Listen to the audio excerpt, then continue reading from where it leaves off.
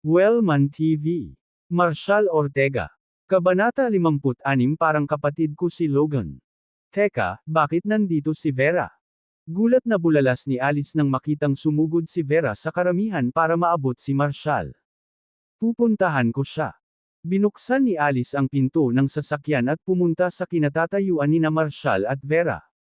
Si Vera ay nanunood mula sa kotse at nakita niya ang paghaharap ni Marshall kay Tucker. Ipinapalagay niya na ang pagkatalo kay Tucker ang magiging wakas nito. Hindi niya inaasahan na ganoon pala kaganti ang lalaki. Bumalik si Tucker kasama si Jasper at isang gang ng 7 o 8 mga thugs para sa paghihiganti. Nang makita niyang lumalala ang sitwasyon, mabilis siyang tumakbo. Pagkarating niya kay Marshall, hinayla siya ni Alice sa isang tabi. Vera, sira ka ba kanina?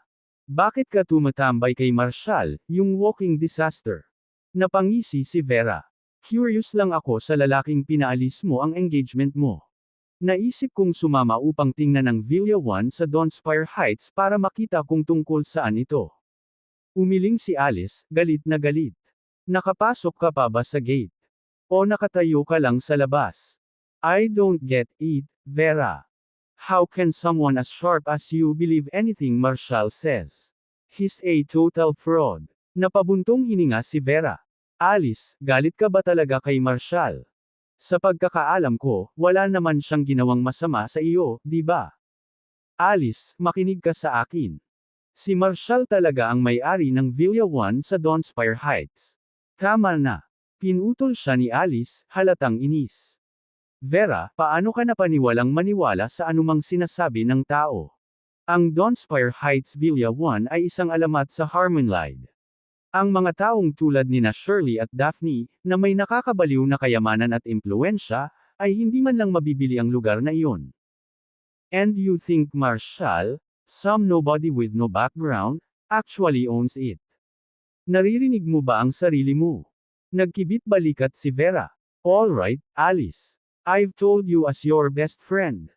Believe it or not, nasa iyo lang yan, tandaan mo, huwag mo akong sisihin balang araw kung sakaling lumabas ang balita. Kitang-kita ang itsura ni Alice na nanlalait. Dagdag ni Vera. Sa tingin mo napakawalang muwang ko para lokohin niya. Fine. Pero kung totoo iyon, paano sina MS Don at MS West? Sila ang dalawa sa pinakamatalino na babae sa Harmonfield. Sinasabi mo bang mga tanga rin sila? Napamulat ng mata si Alice sa frustration. Ayoko nang marinig. You're hopeless. Sa tuwing nakikita ko yung lalaking nagpapanggap na mayaman, nasasaktan lang ako. Fine, if Marshall, right, then think whatever you want, whatever makes you happy. Mahinang sambit ni Vera, umiling-iling. Nagpatuloy siya. Magayos ka, Alice. Balang araw, kapag nalaman mong ang taong minamaliit mo ay isang taong hindi mo masusukat, iniisip ko kung ano ang mararamdaman mo. Bumantong hininga si Alice, tumingin kay Vera. Vera, kawawa ka. Kasalanan ko kung bakit kita hinayla sa gulo na ito. Napaka-scumbag ni Marshall. Maya-maya lang ay naglakad na si Zachary. Alice, hinihintay tayo ni Mr. Liam sa Mugshot Cafe sa Ridge Road. Tara. Paglingon niya kay Vera, idinagdag niya, halika, Vera. Sumama ka sa amin. Stop tagging along with Marshall. Hindi mo ba nakikita, Vera? He's dragging you down with him. Parehas kayong tumatambay sa mga ganitong lugar kasama ang grupo ng mga street thugs. Mabilis na nagdulot ng iritasyon sa mga tao ang mga salita ni Zachary, na nagsimulang magbulungan ng galit, sino ang tinatawag ninyong street thugs? Nang makitang maaaring maging pangit ang mga bagay, hinawakan ni Alice ang kanyang braso at mabilis na inakay siya palayo. Samantala, si Marshall naman ay lumapit kay Jasper na nakadapa pa rin at mariing itinapat ang paa sa dibdib ni Jasper. Bago ka umalis, dilaan mo lahat ng donuts at hash browns sa lupa. Pagkatapos ay tumingin siya kay Tucker, na nakatayo sa gilid, na halatang nanginginig. Ikaw, girl dito. Napuno ng panghihinayang si Tucker. Kung alam niyang ganito kahusay si Marshall, hinding-hindi siya nag-aksaya ng pera sa pagtawag kay Jasper at sa kanyang barkada. Nang makita ang kakaibang lakas ni Marshall, napagtanto niya na kahit ang pagdadala ng 12-dosenang mga lalaki ay hindi magkakaroon ng pagbabago. Ang kanyang mga paa ay nanginginig, si Tucker ay sumuray-suray kay Marshall at bumagsak sa kanyang mga tuhod. Pasensya na po sir. Kasalanan ko ang lahat. Hindi ko nakita kung sino ang kinakaharap ko. Mangyaring ipakita ang kawalan ng lakas at iligtas ako. Th. Magbayad para sa anumang pinsala. At isinusumpa kung hindi mo na ako makikita sa kalyeng ito. Habang si Tucker ay okay na humingi ng tawad, si Jasper, na nakapin pa rin sa ilalim ng paa ni Marshall, ay nanatiling mapanghamon. Masungit niyang itinaas ang ulo at pinandilatan si Marshall. Bata, sigurado, kaya mong lumaban. Pero ano? Sa tingin mo makakarating ka sa mundong ito sa pamamagitan lang ng suntok? Roland chuckled, "Oh hey, have some wise words for me, ha? Sige. Todo tenga ako. Takutin mo ako kung kaya mo." Ngumisi si Jasper, nagngangalit ang mga ngipin. Narinig mo na ba ang Logan mula sa Dawnspire Security? Parang kapatid ko si Logan. Pagsisisihan mo ang tiwala mo sa akin. Inasahan ni Ridon na hihilahin ni Jasper ang Logan card. Ang pagbanggit ni Jasper kay Logan ay nagpatahimik sa mga tao. Ang mga tao ay likas na humakbang sa pag-hack, sabik na maiwasang mahuli sa crossfire ng anumang mangyayari. Sa Harmonfield, ang sinumang hindi nakakakilala kay Logan ng Dawnspire Security ay malamang na bago sa bayan. Mula nang kunin ng Violet Trust International ang Harmonfield, ang dalawang bituin ng Dawnspire Security, sina Rowan at Logan, ay naging mga pangalan. Nang dumating si Daphne Finn sa Harmonfield, nakipag-away siya sa kilalang mob boss na si Ryger para makontrol ang Dawnspire Mountain at ang mga nakapaligid na lugar nito. Nanalo ang Violet Trust International sa turf war na iyon, higit sa lahat ay salamat kay Rowan. Si Logan ang kanyang kanang kamay. Sa ilalim ng pamamahala ni Logan, ang Dawnspire Heights Estates ay naging isang kuta. Walang nang-ahas na gumawa ng gulo doon. Si Logan ay isang alamat sa Dawnspire Mountain. Ang kanyang pangalan ay kilala ng lahat. Kaya naman nang ibaba ni Jasper ang pangalan ni Logan, hindi napigilan ng mga tao na ma-tense. Ito ay higit pa sa isang simpleng away sa kalye ngayon. Si Logan ay kumakatawan sa isang puwersa na higit pa sa mga kamao. Sinuportahan siya ng Violet Trust International, isang kapangyarihan na kahit ang kinatatakutang Ryger ay iginagalang. Ang pakikialam kay Logan ay parang pagdikit ng iyong kamay sa pugad ng trompeta. Bagamat naawa kay Marshall ang ilang nanunood, wala ni isa sa kanila ang nang-ahas na balon siyang umatras. Hindi nila gustong ipagsapalaran ng masamang panig ni Logan para sa kapakanan ng isang estranghero. Nang makita ang epekto ng pangalan ni Logan sa karamihan, lumakas ang kumpiyansa ni Jasper. Sa ilalim pa rin ng paa ni Marshall, ang ugali ng Beast ay nagbago mula sa takot tungo sa pagmamayabang. Umayos siya sa abot ng kanyang makakaya. Ngumisi siya, "Anak, ngayon gets mo na. Bitawan mo ako. Kung gayon lumuhad ka at humingi ng tawad. Baka pag-alitan lang kita ng konti at pakawalan na kita." Tiningnan siya ni Marshall na may banayad na pagkatuwa. Maliwanag, matagal nang ginagamit ni Jasper ang pangalan ni Logan para i-bully ang iba at tinatamasa ang mga benepisyong kasama nito. "Oh, so gang ka talaga ni Logan." Sabi ni Marshall, napaatras at nakipagpalitan ng tingin kay Vera, na binigyan siya ng isang mapait na ngiti. Si Jasper, sa wakas ay nakalaya, ay nagmamadaling tumayo. "So natatakot ka na ngayon? Ha?" Umiling si Marshall. "Not scared. I just don't get why Logan is supposed to be so terrifying." Namula si Jasper, namula ang mukha sa galit. "Anak! How dare you insult my brother Logan? Are you asking for death?" Kalmadong inilabas ni Marshall ang kanyang telepono.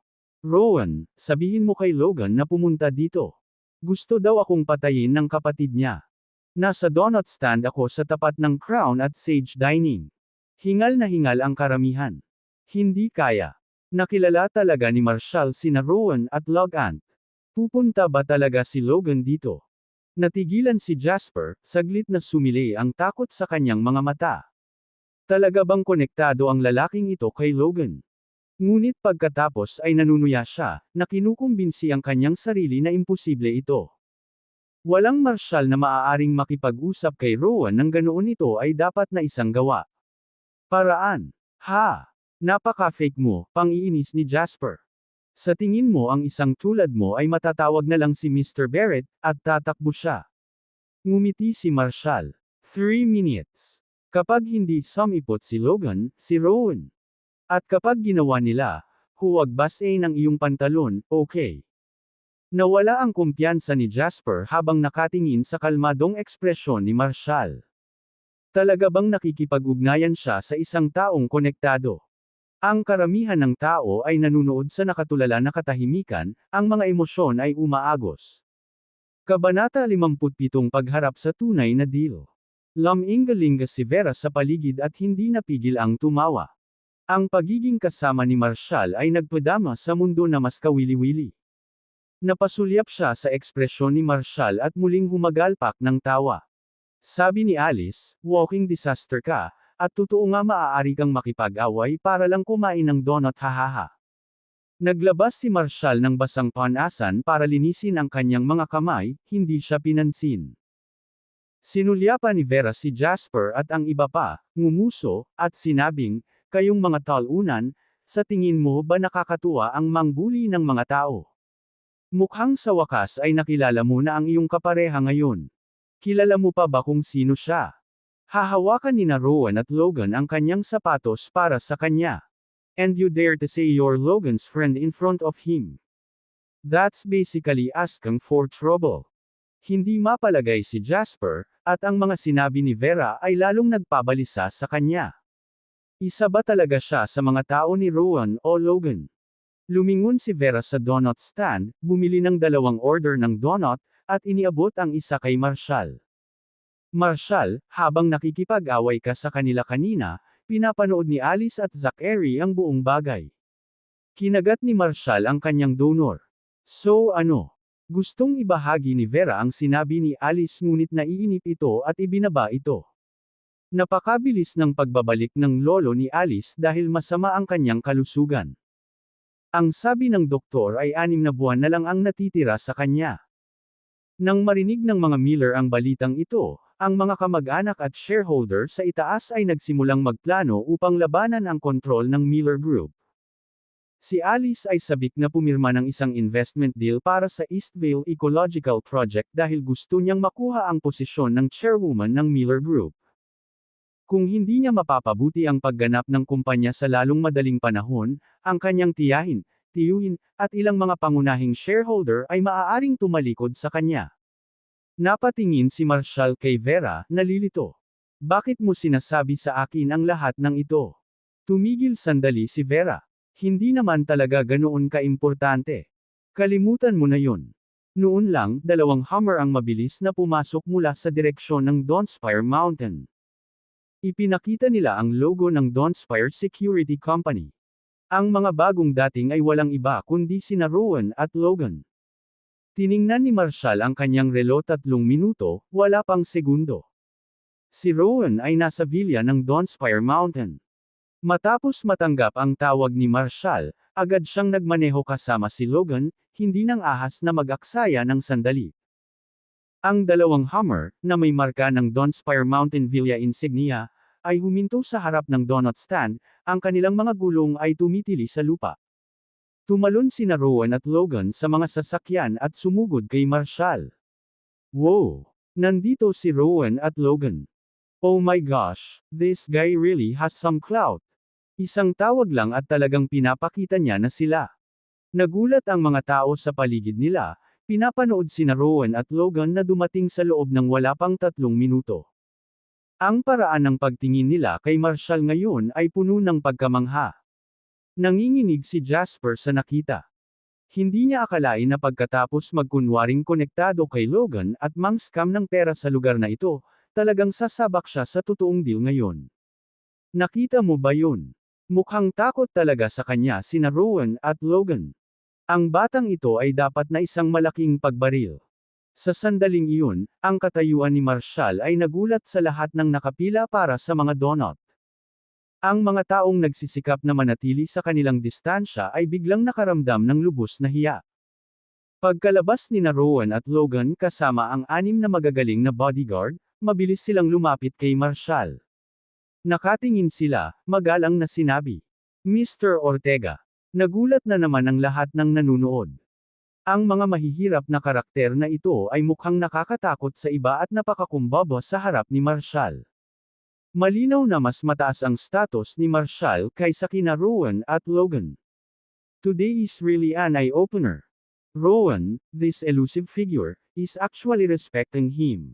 Mukhang tapos na sina Jasper at Tucker ngayon. Nagmamayabang tungkol sa pagiging kaibigan ni Logan, at napunta siya sa totoong deal ngayon ay kawili-wili na. Nakita mo ba siyang nanginginig? Natamba si Jasper, takot na takot at hindi makapagsalita. Alam niya na ang mga tao sa ilalim ng Valley Tourist International ay hindi karaniwang mga thugs sa kalye. Ang paggamit ng kanilang pangalan para sa mga ilegal na gawain ay tiyak na magdadala sa kanya sa matinding gulo. Si Tucker, nang makita ang eksenang ito, ay naghahanda ng tumakas, tahimik na umaatres. Kung magtatanong si Logan tungkol sa nangyari, hindi siya makakatakas. Ito ay hindi simpleng labanan. Maaring magbuwis ng buhay niya. Logan, hey, sino ba talaga ang kasama mo? Malamig ng ngiti ni Marshall. Nabangga ko lang si Austin sa entrance ng villa, at ngayon nahanap ko ang isa sa iyong mga kaibigan dito. Mga babaeng nanliligalig sa buong umaga, anong klaseng mga tao ito? Nakaramdam ng takot si Logan sa sinabi ni Marshall. Kung malalaman ni Daphne, tapos na siya. Mr. Ortega, I swear, he's not my friend. Ginagamit lang ng kumag na ito ang pangalan ko para manloko ng mga tao. Ikaw na bahala, tumanggo si Marshall. Who the hell do you think you are, calling yourself my friend? Pagod ka na bang mabuhay? Sinipa ni Logan si Jasper sa mukha na puno ng galit. Natigilan si Jasper sa impact. Si Logan at ang kanyang mga bodyguard ay hindi nagpapigil tulad ni Marshall. Mukhang handa na silang paghiwalayin siya. Sumulyap si Jasper kay Marshall, alam niyang totoo ang lalaking ito. Siya scrambled sa Marshall paa, nagmamakaawa. Mr. Ortega, I was blind. Please spare me. I swear I won't do it again. Di ba sinabi mo lang na dilaan ko ang donut sa lupa? Gagawin ko agad. Kasama niyan. Bumagsak si Jasper sa lupa, dinilaan ang kanina pa natapong donut at pagkain na parang aso. Nang matapos siya, gumapang siya papunta kina Marshall at Logan, at sinabing, Mr. Barrett, please spare me. I promise I won't ever do it again. Malamig na sagot ni Logan, sa palagay mo ba, ang ibig sabihin ng nakakasakit kay Mr. Ortega ay kaya kitang pakawalan? Kung pakakawalan kita, paano ko ulit ipapakita ang mukha ko sa Harmon Field? Halika, anak, dapat inisip mo muna ang mga kahihinatnan bago mo ginawa ito. Ibig sabihin kamatayan. Ilabas mo siya at alisin mo siya. Utos ni Logan sa kanyang mga tauhan. Agad na tinakpan ng 2 bodyguard ang bibig ni Jasper, binato ito ng sako, at kinaladkad papasok sa isang van na kararating lang. Pagkatapos, bumaling si Logan kay Tucker at sa iba pa, kayo, pumunta kayo rito. Tumakbo sa tuktok ng Dawnspire Mountain sa loob ng 10 minuto. Kung nawawala man ang isa sa inyo ay hindi lang ito isang bugbog, ito ay kamatayan. Si Tucker at ang iba ay hindi nang ahas na mag-twill. Sinadya ni Logan ang bawat salita, kung tatakbo sila, siguradong death sentence. Pagkatapos ng lahat ng ito, yumuko si Logan kay Marshall, na sinasabi. Mangyaring parusahan ako, Mr. Ortega. Napatulala ang lahat sa eksenang ito. Isa sa matitinding lalaki ng Valley Tourist International, si Logan, ay talagang yumuko kay Marshall. Gaano kahanga-hanga ang katayuan ng batang ito para gawin silang ganito? Bumangon ka. Hindi mo naman kasalanan. Let's move on from this, sabi ni Marshall, tapos tinapos ang huling subaw niya ng donut. Naglabas siya ng basang panasan para linisin ang kanyang mga kamay at naglakad patungo sa van. Nabigla rin si Vera sa kanyang nasaksihan. Akala niya ay gumagalang lang sina Rowan at Logan kay Marshall. Hindi niya akalain na hihigit pa ang kilos nila sa kinatatayuan nila ni Daphne. Sino ba talaga si Marshall? Anong uri ng nakakatakot na background mayroon siya? Kung hindi, paanong ang mga dating kinatatakutan na big shot sa Harmonfield ay magiging napakakumbaba at natatakot sa harap niya?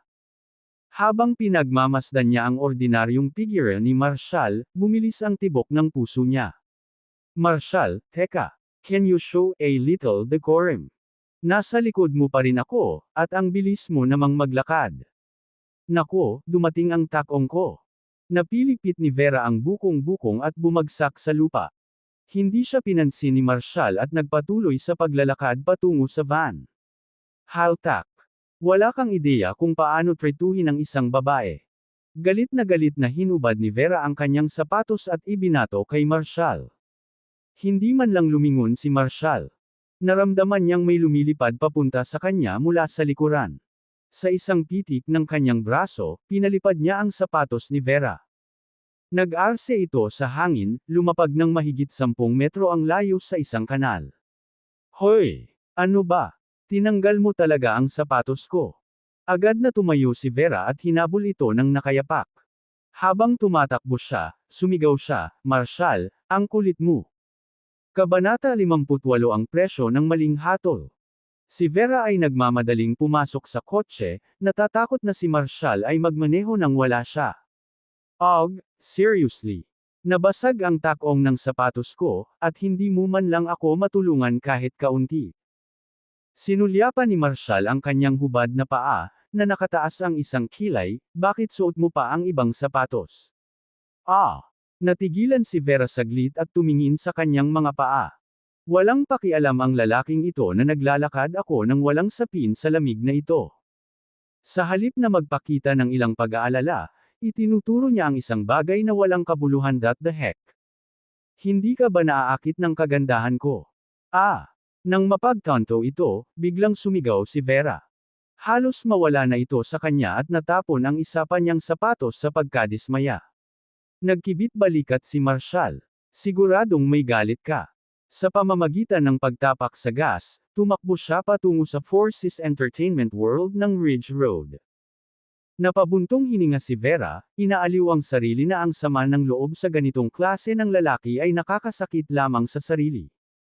Oy, may Oasis Plaza sa tapat ng Four Seas Entertainment World. Napatingin si Marshall kay Vera. Ano ang kinukuha mo? Tinuro niya yung sapatos niya. I mean, hindi ako pwedeng magpakita sa kinaroroonan ni Knox na nakasuot ng sapatos mong lalaki, tama ba? Sa oras na dumating tayo, malamang na malapit na ang oras ng tanghalian. We should buy a pair of shoes before heading to the Davidsons' Entertainment World. Tumango si Marshall. Sounds good. Hindi ako mahilig kumaladkad sa babaeng nakatsinelas. Maya-maya lang tumunog ang phone niya si Shirley. Marshall, bukas ng umaga, ang Dunn Group ay gaganapin ang on-site signing event para sa Eastvale Ecological Project. You've got to be there. I'm not getting involved with your Dunn Group business, mataray na sagot ni Marshall. Nagpatuloy si Shirley, nagtatag kami ng Eastside Project Development Company, at inanunsyo kita bilang presidente. Bukas ng alas 9, ang mga miyembro ng board at executive ng bagong kumpanya ay gaganapin ang kanilang unang pagpupulong sa conference room no. Fat the Dunn Group. You can't us eat. Gusto mo akong maging presidente ng development company? MS Dunn, nagbibiro ka. Hindi ko alam ang unang bagay tungkol dito, at saka, hindi ko alam. It's fine. Wala kang gagawin. I'm the vice president. I will handle everything habang nagpapakita ka lang. Pero kailangan mong gawin ito, presidente. Bakit? Ginagawa mo ba to para gumanda ako? Hindi na talaga kailangan. Nakangiting sagot ni Marshall. It's not just for show, Marshall. I really need your help for a while. Halos nagsusumamo ang boses ni Shirley. Sobrang pressure ako ngayon. Pagkatapos magkasakit ng tatay ko, kinuha ko ang Dunn Group, at naging magulo. Ang aking lolo ay tumatanda, at ang kanyang kalusugan ay lumalala. Maraming tao ang nakatingin sa amin ng malapitan. Kailangan kong tulungan mo ako saglit. Kamakailan lamang, ang mga Hamilton ay gumagawa ng mga paggalaw na karaniwang nakatutok sa amin. Sa pamamagitan ng pampublikong pagsabotahe sa kontrata ni Liam, sinimulan mo ang isang direktang salungatan sa pagitan ng Hamiltons at ng Dons. Hindi ka pwedeng gumawa ng gulo tapos tumakas ka. Nag-alinlangan si Marshall, well. Okay. Pero hindi ako uupo sa opisina araw-araw, at hindi ako haharap sa mga boring na bagay sa negosyo. Tahimik na tumawa si Shirley. Huwag kang mag-alala, magkakaroon ka ng maraming kalayaan. Kailangan mo lang ipakita ang iyong mukha sa ilang kinakailangang okasyon tulad ng board meeting bukas. Doon ka lang saglit. Nag-isip sandali si Marshall bago sumang-ayon, fine, since it's that simple, I'll be there on time. Teka, wag mo pa ibababa. May isa pa ako. Sabi ni Shirley, huminga ng malalim. Are you free tonight? Halika na para maghapunan. Gusto ka ng lolo ko na imbitahan. Muntik nang sabihin ni Marshall na hindi. Ngunit napagtanto na malamang na inimbitahan siya ni Drake para sa mga isyu sa kalusugan ni Timothy. Sumagot siya, okay, pero baka malate ako ng konti.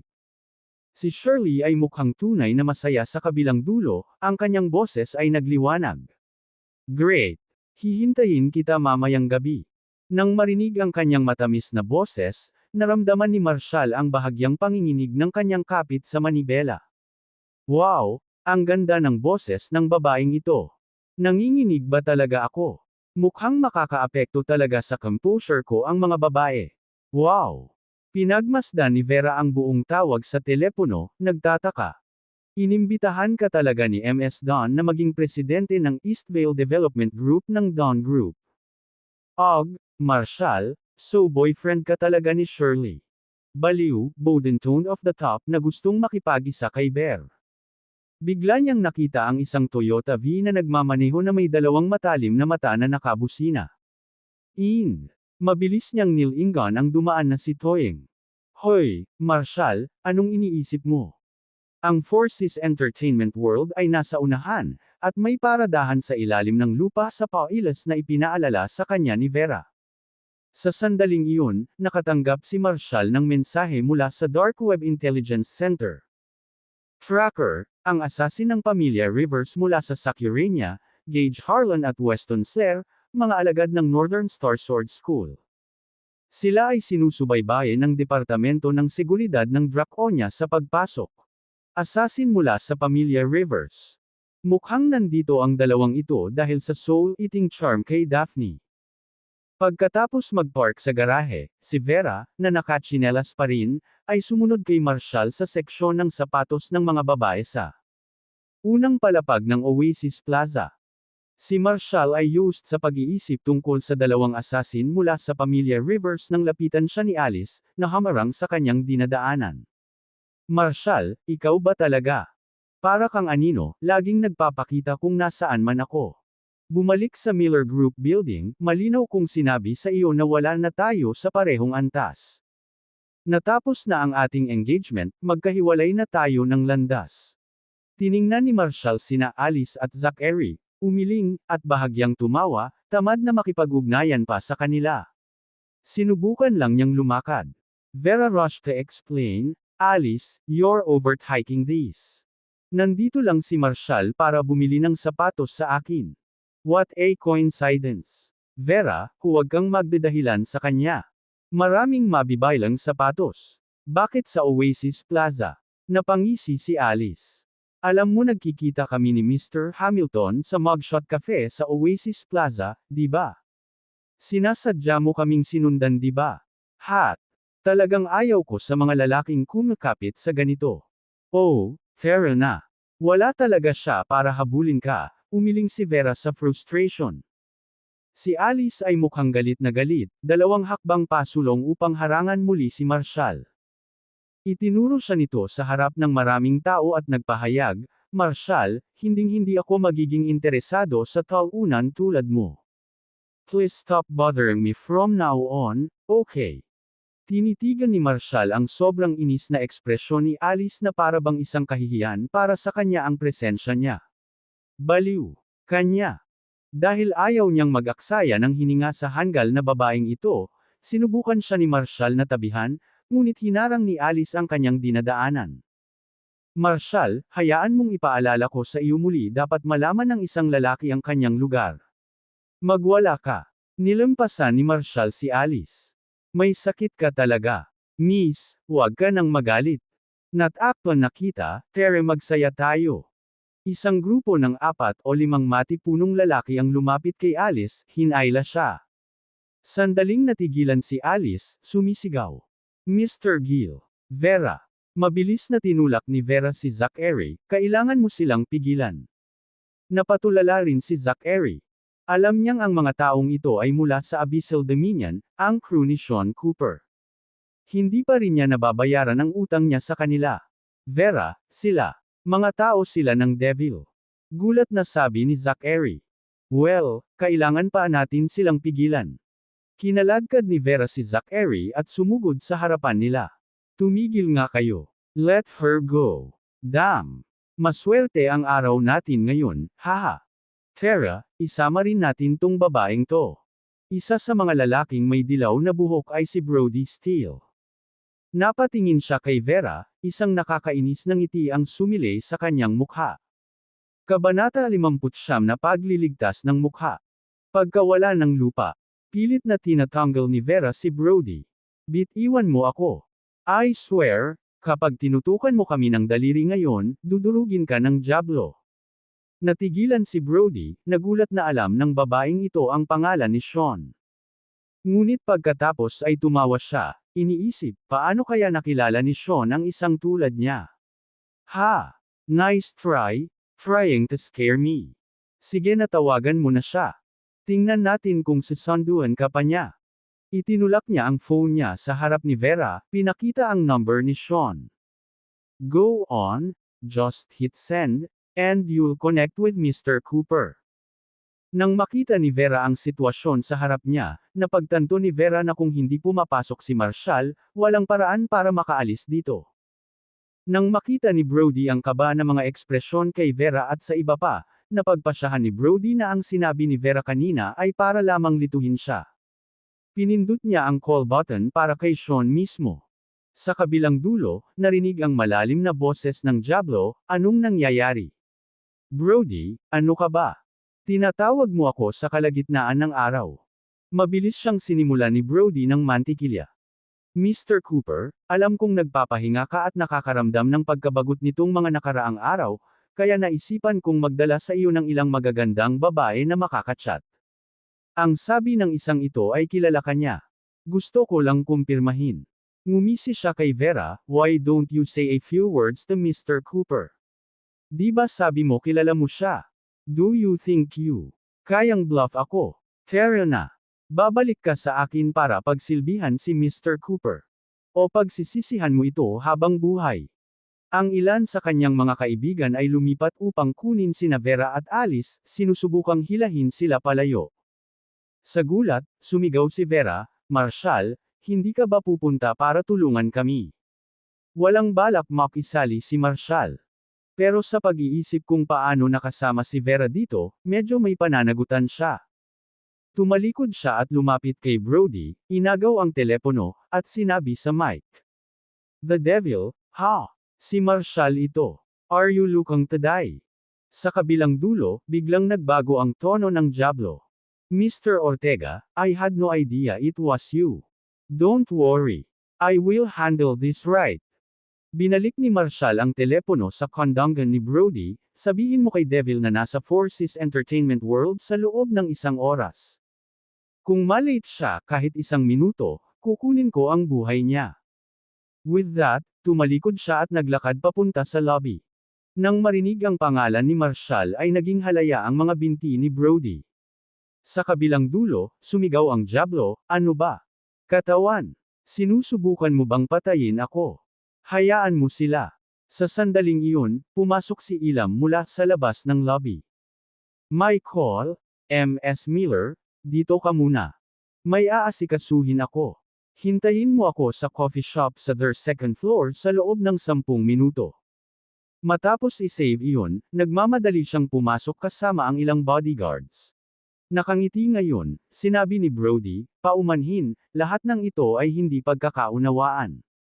Mga kababaihan, pasensya na sa gulo. Kasabay nito, tumakbo siya mula sa Oasis Plaza. Saglit na nakatayo doon si Alice, huminga ng matagal habang hinahangaan ang umaatres na figure ni Liam hanggang sa mawala ito sa elevator. Salamat at dumating si Mr. Hamilton sa tamang panahon, kung hindi, magiging totoong gulo ito. Nagbulungan si Zachary sa pagmamalaki. Oo naman. Ang pangalan ni Mr. Hamilton ay may bigat sa Harmonfield. Ano ang devil kumpara sa kanya? Bilasan natin sa coffee shop. Ang oras ni Mr. Hamilton ay mahalaga, sabi ni Alice, na sinulyapan ng oras at hinayla si Zachary patungo sa elevator. Sandali. Niligtas lang tayo ni Marshall, at wala man lang nagpasalamat. Reklamo ni Vera, nanlilisik ang tingin kay Alice. Hak! Huminto si Alice, nakatingin kay Marshall sa malayo, nanunuya, Vera, masyado mo siyang binibigyan ng credit. Sa tingin mo ba ay pinalaya tayo ng devil dahil lang sa pangalan ni Marshall? Kung hindi nagpakita si Mr. Hamilton, sa tingin mo ay pinakawala na tayo ng mga lalaki ng devil. Please, wala siya. Naiwang tulala si Vera. Fine, kung yan ang nararamdaman mo. Napansin ni Alice ang blankong ekspresyon ni Vera at umiling. Vera, you're too far gone. Wake up. One day, when Marshall sell you off, you won't even see it coming. Ugh, you should mind your own business. With that, she shot one last disappointed glance at Vera and sighed, dragging Zachary towards the elevator. Napatingin si Vera sa kanilang dalawa at bamulong. Bulag ka ba o ano? Fine, fine, isipin mo kung ano ang gusto mo. Pagkatapos ng maikling sandali ng pagkairita, naramdaman ni Vera na muling lumiwanag ang kanyang kalooban. Alice, baka nalampasan ko ang pagkakataong ito kung hindi ka masyadong clueless. She dashed off sa direksyon ni Marshall. Marshall, wait up. Pagkatapos bumili ng isang pares ng sapatos at tingnan ang oras, itinuro ni Ver sa itaas, tino-treat mo ako ng hapunan. Alam kong maraming masasarap na pagkain ang food court na ito. Binigyan siya ni Rome ng nagtatakang tingin. Hindi talaga ako mahilig sa pagtapak sa mga tao sa pagkain. Natigilan si Vera saglit. Bakit ba kailangan lagi niyang pinapatakbo ang mood? Nababaliw ako. She glared at him, thinking, you're living in that fancy villa at Donspire Tech, and yet napakakuripot mo. Seryoso. Ganyan ba ang mga mayayaman na nag-iipon ng kanilang pera? Fine, you win. I'll treat you. Damn it. Nakarating sila sa food court sa ikatlong palapag. Pagpasok pa lang nila ay may boses ng babae mula sa likuran nila. Hoy, nagkataon lang. Nabangga ka na naman. Iniisip ko lang kung kailan kita maimbitahan sa dinner. Lumingon si Marshall para tignan. Batang dalawa. Mga babae. Ang isa sa kanila ay si Rosalie, ang babaeng nakaplad na damit na nakilala niya sa donut stall noong umaga, at mukhang tuwang-tuwa itong makita siya. Ang isa pang batang babae, sa halos parehong edad, ay may maingat at mapang-asar na tingin sa kanyang mga mata. Ngumiti si Marshall at tumango. Oo, nagkataon lang talaga. Mabilis na pakilala ni Rosalie, kaklase ko ito, si Piper Dawson. Pagkatapos, hinayla niya si Piper palapit. Ito yung lalaking sinabi ko sa'yo, yung nakabangga ko kaninang umaga. Walang ekspresyong sinulyapan ni Piper si Marshall, sinulyapan ang hindi pa rin nahuhubad na tsinelas ni Vera, at tumango. Masayang sinabi ni Rosalie, Marshall, hayaan mong i-treat kita ng tanghalian ngayon. Bago pa makasagot si Marshall, sumabad si Piper, Rosalie, anong pinagsasabi mo? Malapit nang dumating si Connor. Hindi siya matutuwa kung makikita niya tayong kumakain kasama ang mga mababang uri. Si Connor Whitman ay ang pinuno ng grupo ng Departamento ng Pagbebenta sa Dunn Development Company. Ayaw niyang makisalamuha sa mga tao sa labas ng kanyang bilog. Kinakabahang sinulyapan ni Rosalie si Marshall at bumulong kay Piper, talaga. Plus, Marshall might not be who you think he is. Nagpakawala si Piper ng isang dismissive snort. Nagsasayang ng lahat ng oras na iyon sa paghihintay sa pila para lang makabili ng murang almusal. Anong mayaman o white-collar elite ang magiging pabaya sa kanilang oras? At saka, paano mo malalaman na hindi lang siya nagpapanggap bilang isang bayani para mapalapit sa ikaw? Madali niyang naisagawa ang buong pagliligtas ngayong umaga. I've seen it happen before, guys. Madalas makipagkaibigan muna sa mga kaklase kong babae para lang makasama. Piper, masyado kang nag-iisip dyan, sabi ni Rosalie, napaawang ang bibig niya sa gulat, hindi sigurado kung ano ang isasagot. Alam na niya na ang pangarap ni Piper ay makasal sa kayamanan. Iyon ang dahilan kung bakit siya ay palaging naglalagay ng maraming pagsisikap. At siya ay meticulously craft ang kanyang imahe. Pero hindi naman niya kailangang mag-isip ng ganoon kababa sa iba, di ba? Nang marinig ang sinabi ni Piper, parehong natigilan sina Marshall at Vera at napalingon sa kanya. Tunay na napakaganda ng dalaga, ngunit hindi siya katangi tangi gaya ng ipinakita niya sa kanyang sarili. Ito ay hindi tulad ng bawat tao sa mundo ay skimang upang mapabilib siya. Hindi napigilan ni Vera na mapabuntong hininga. Nasa harapan niya ang presidente ng Eastvale Development Company sa ilalim ng Dawn Group, at nag-aalala siya na sirain niya ang tanghalian ng kanyang kaibigan. Ang kaibigang iniidolo niya ay wala man lang karapatang buhatin ang sapatos ni Marshall. Seryoso. Hindi ko kaya ang katangahan mo. Ayaw nang makipag-ugnayan pa ni Marshall sa kanila, kaya tumango siya kay Rosalie at mas tinungo ang food court. Wait up, Marshall.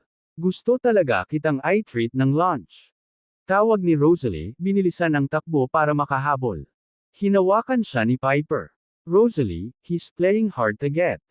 He's acting like he doesn't care but is not as indifferent as he seems. There are much of guys like that. Tumingin si Rosalie sa umaatres na figure ni Marshall, bumubulong, hindi. Nakakahiya. Napakawalang muwang mong babae, madali kang malinlang. Inilibot ni Piper ang kanyang mga mata sa kanya at tinitigan ang nawawalang anyo ni Marshall, ang kanyang mga mata ay puno ng paghamak. Naisip ni Vera sa kanyang sarili, pinalampas mo lang ang isang malaking pagkakataon at sa tingin mo ay napakatalino mo. Napaka-idiot mo. Kabanata 60 Perception versus Reality. Ang food court ay bunch ng isang bunch time, na puno ng mga manggagawa sa opisina, mga mamimili, at mga negosyante mula sa Arilenger upang kumagad. Sinakta ni Vera na maabutan si Marshall. Ang iilang pribadong booth sa food court ay okupado lahat, kaya't sila ay nagserded sa isang window-side table sa main dining area. Nag-verender ng isang hash spread ng mga pinggan at pinanood si Marshall na agad na nagsimulang maghukay. So, how do? Tulad ng pagkain na pinili ko para sa iyo ngayon. She asked, hopeful. Ayos lang. Bumantong hininga si Marshall, bahagya siyang tumangala. Na maganda ang sasabihin niya. Kinuha ni Vera ang baso niya at sabay-sabay na ibinaba. Hinabol ang mga alalahanin. Isuko ang mga krus ng mundo. Lakas ng loob sa mahiyain. Jebay not let the spirit of the drink bring cut what's in your heart. Hamalalim na hininga. Mas magaan ang pakiramdam ng pandiwa. Hey, Marshall, may gusto akong kausapin sa iyo. Panimula niya, ang zinc ball ay nagmumuni-muni sa kanyang gate. Sinulyapan siya ni Marshall at natigilan. Kakaiba ang tingin nito sa kanya, na para bang biktima niya ito. Medyo gumahasa ang puso niya. Ano ang gusto mong gawin? Napakurap-kurap si Marshall, nakatingin sa sarili bago walang malay na sumulyap. Aber fair neck. Napansin niya ang gulat na ekspresyon nito, at ang mainit na damdaming pilit niyang iniipon ay naglaho na parang isang lumubog na lobo. Walang salitang lumabas. Marshall, you jerk, hindi napigilan ni Vera na mapamura sa pagkadismaya. Ha! Tinitigan siya ni Marshall, nalilito. Tanga mo. Ikaw ang kakaiba.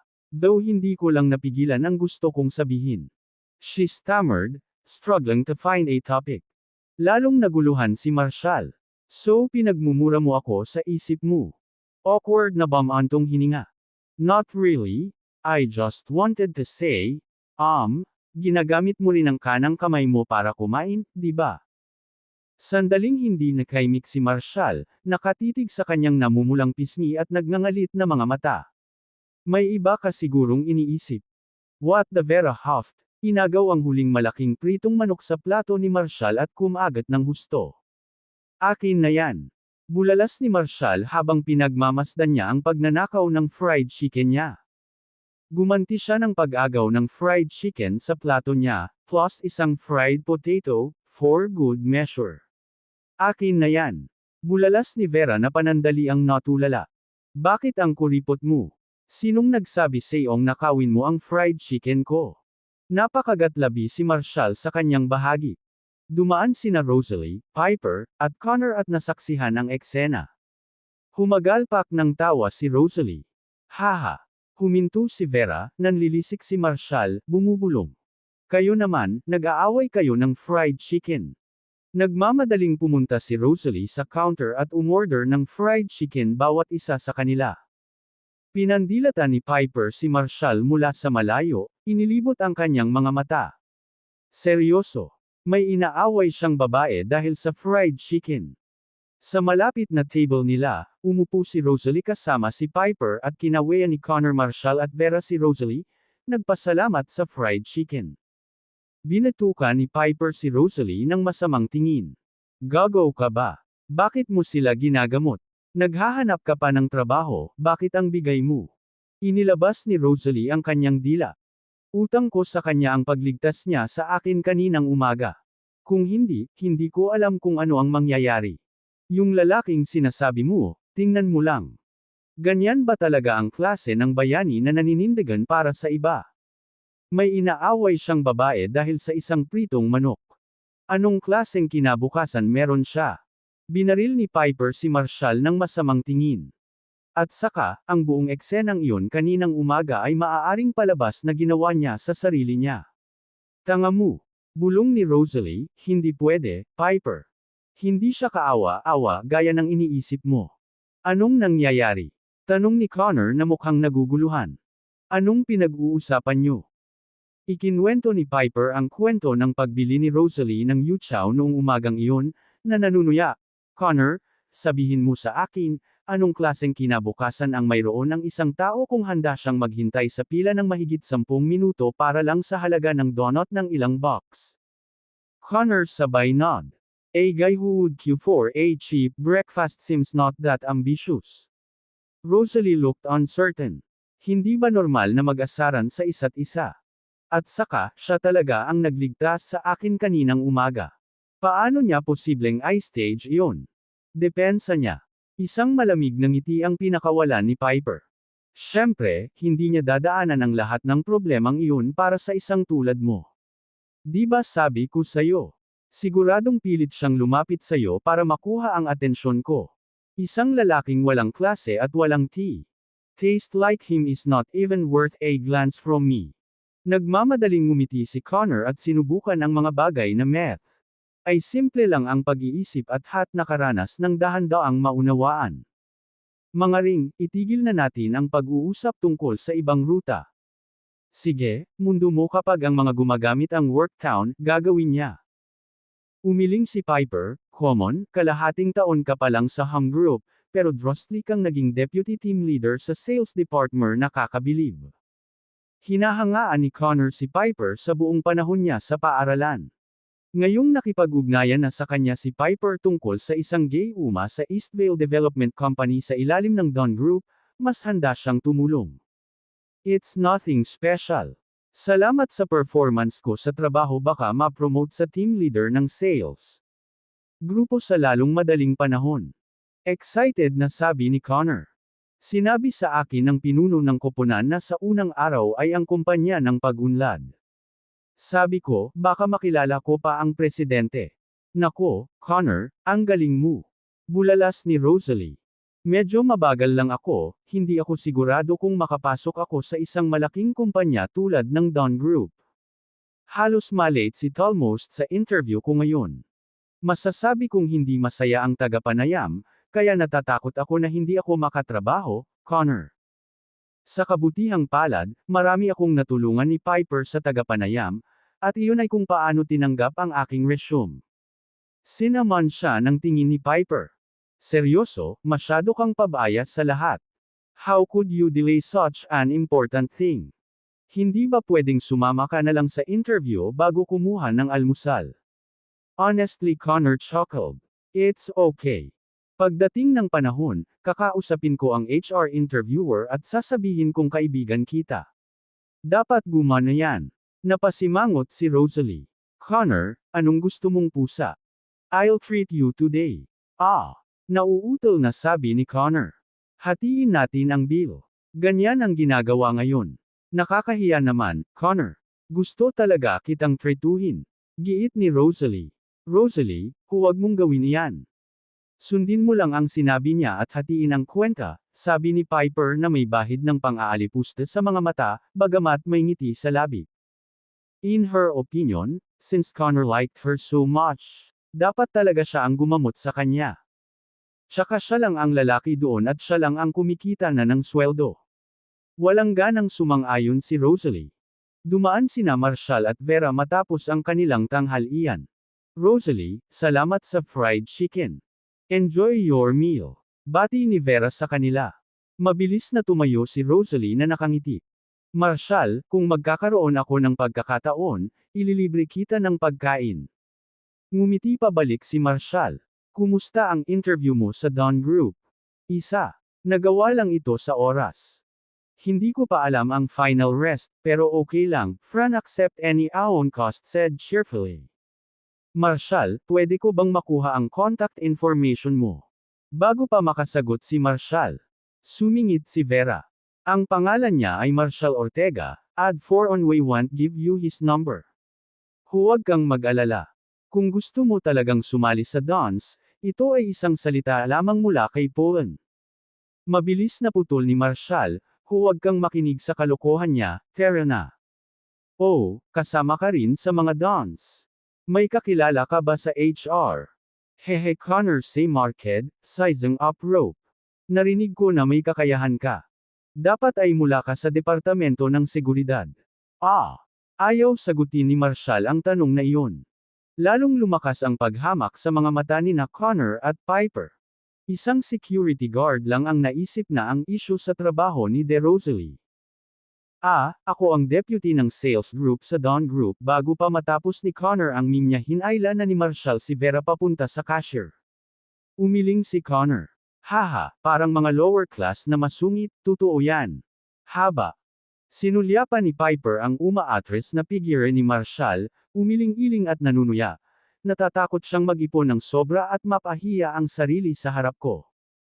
Nakakatawa lang ang mga ganyang tao, let's stop talking about him and order instead. Excuse me, nandito ba si Ms. Rosalie Grant? Tanong ng isang waiter na may hawak na special king crab meal. I am, kinakabahang sagot ni Rosalie. Hello, Ms. Grant, nag-order si Mr. Marshall Ortega ng tanghalian para sa iyo. Nabayaran na ang bill. Please enjoy. Napanganga silang tatlo sa eksklusibong pagkain na nagkakahalaga ng